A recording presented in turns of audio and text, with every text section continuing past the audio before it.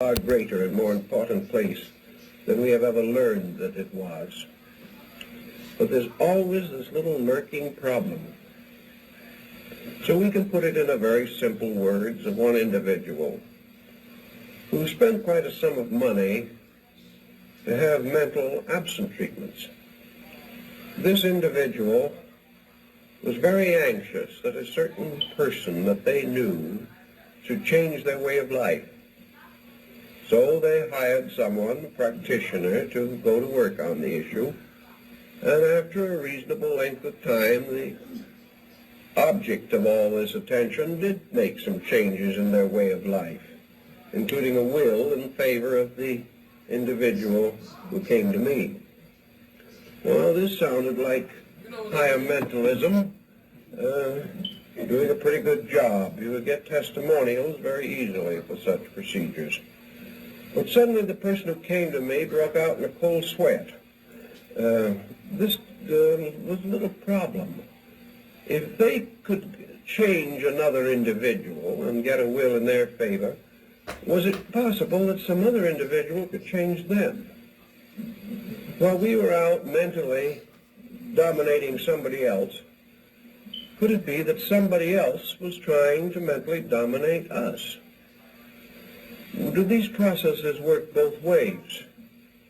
If it is possible for us to send our thoughts to change the life of someone else, could someone else send their thought and change our lives?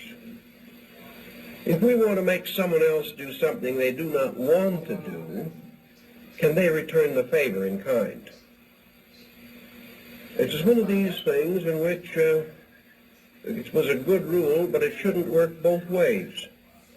Each person feels that he has a right to change others, but he doesn't like the thought that somebody might be secretly trying to change him.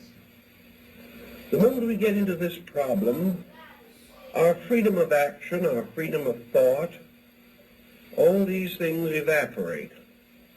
Where will it begin? Where will it end? If one person can influence us, so can 50 or 100 or 1,000.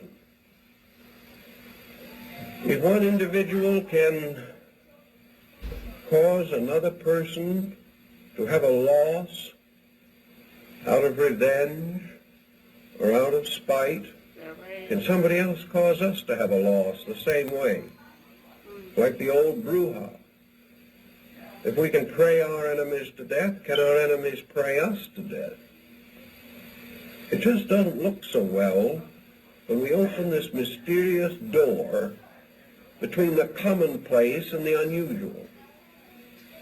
We step immediately into a world, first of all, a region which we know nothing about.